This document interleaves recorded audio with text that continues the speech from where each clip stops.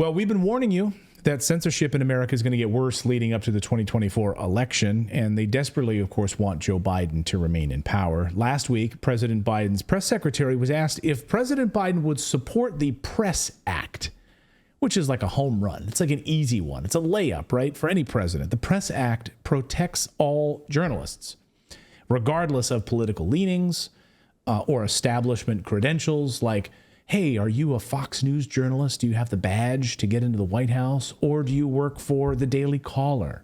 It doesn't matter, right? Regardless of credentials, if you are a member of the press, you are a member of the press and you are protected in the United States of America. That's what the Press Act would do. And it would make you free from government surveillance and overreach. And Karine Jean-Pierre wouldn't even comment on it when pressed by a reporter, a member of the press. Watch.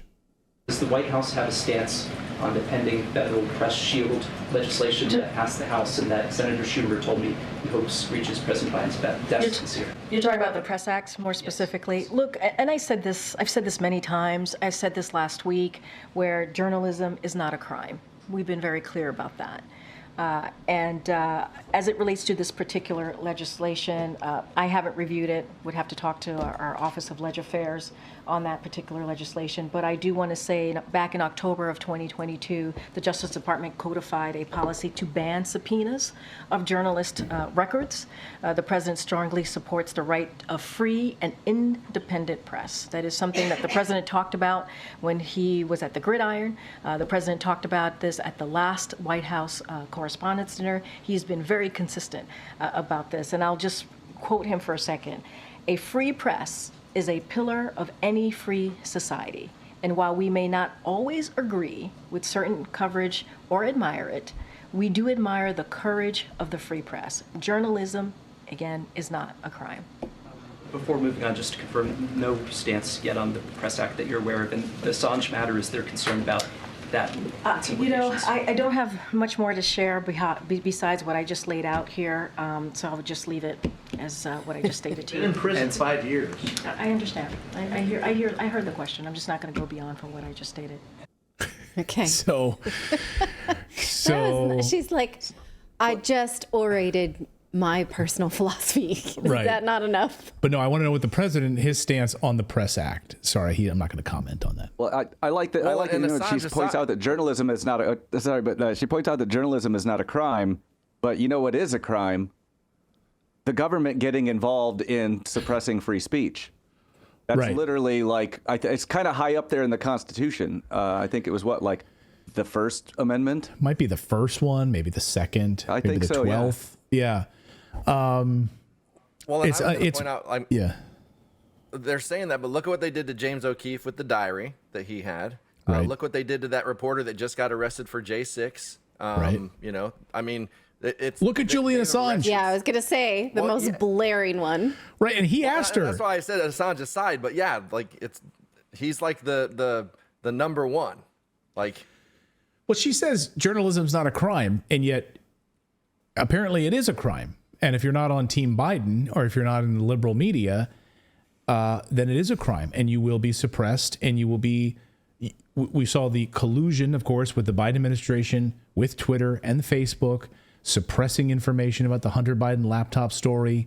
Like the list is endless, right? Well, Julian Assange was not liberal or Republican. He's neither. He only exposed American and British war crimes. And that's not partisan. Right. No, but of course, to them, it is. He committed the gravest offense, right, which was actually revealing the If journalism warmongers. is not a crime, why is there an indictment of Julian Assange? Right. So it's not a crime if you're not very good at it. If you're really good at journalism, then it's a crime. Then it's a problem. And why was Assange, who is the journalist, right? He's the one that's spent all these years in prison, but Chelsea Manning is not. And that's actually the person that got the information that Julian Assange posted.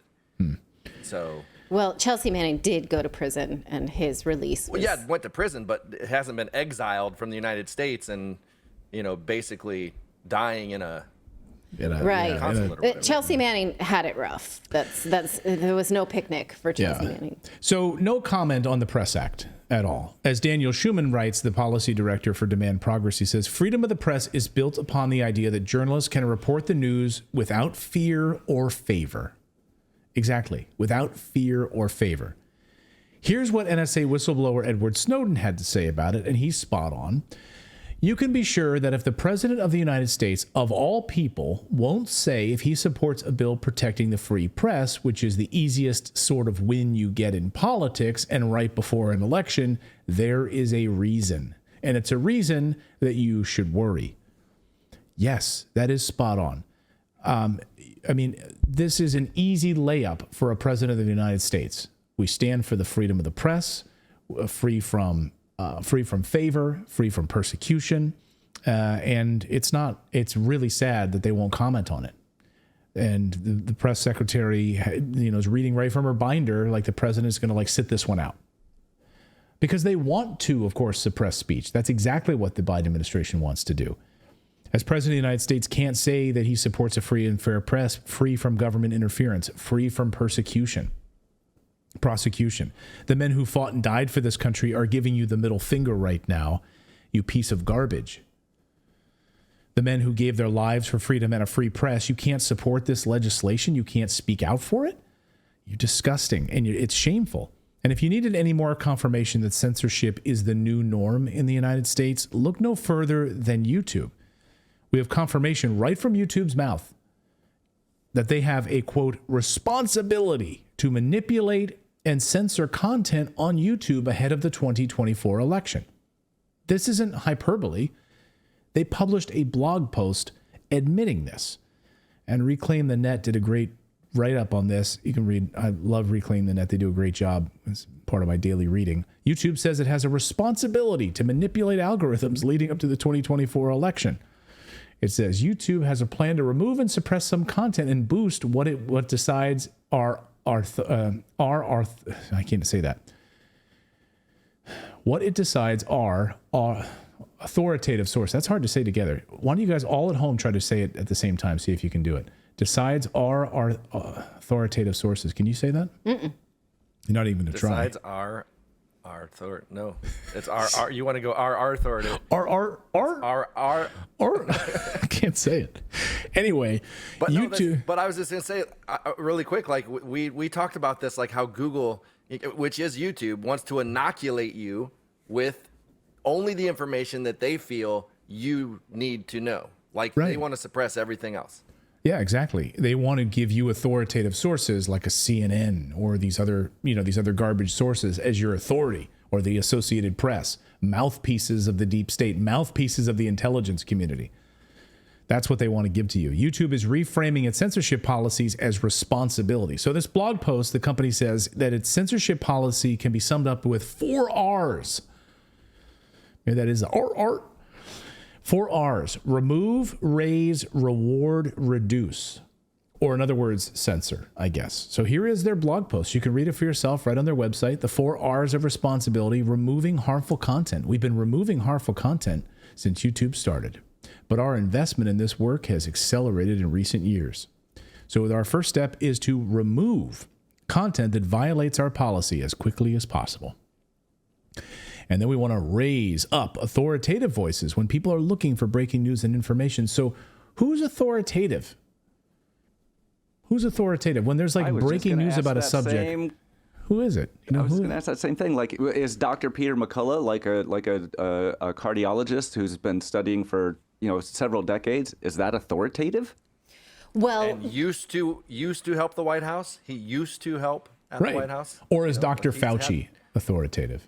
Or is CNN authoritative? Well, what they say in this blog post is they're going to use AI to find these authoritative sources. So even better. Wouldn't you love to know? I guess we're out. Right. Yeah. Because remember Google Gemini, right, which is their AI program, right? So it's garbage in, garbage out. It's how they're prompting this AI, right? It's how they're training this AI. It's how they're writing this AI. As Elon Musk pointed out, it's what you're putting into it is what you get out of it. Well, you would think. So basically, I was gonna say basically the only a black Benjamin Franklin is going to be authoritative on anything in YouTube, according to. I suppose. Yeah. Well, just remember, we broadcasted during the pandemic. Many people were given strikes or deplatformed on YouTube for suggesting that previous exposure to COVID might offer superior immunity to a COVID vaccine. And the words natural immunity became hot button issues that YouTube was scanning for in order to punish. Now, fast forward to the year 2024, we now know that that is true. It's unequivocally true. You would think that those people who at the time were considered guilty of wrongthink would be boosted in authoritative credit, but they're not, right? And so YouTube doesn't have a lot of credit for authority, given that they don't even allow people to wonder or ask questions, especially during the pandemic. Right. Yeah, they would have fast-tracked our million sub button.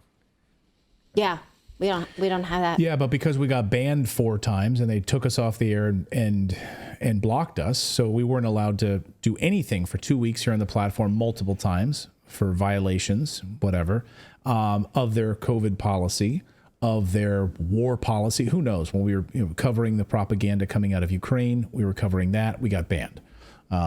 Well, and I want to point out too, the 4 times that we got banned, every single time we ended up being correct, and nothing, like, we still lost the income. Yeah. We still have the strike sitting on our channel. Yeah. We can't get the play button. Like there's no apology. Like, hey, we got it wrong. Nothing.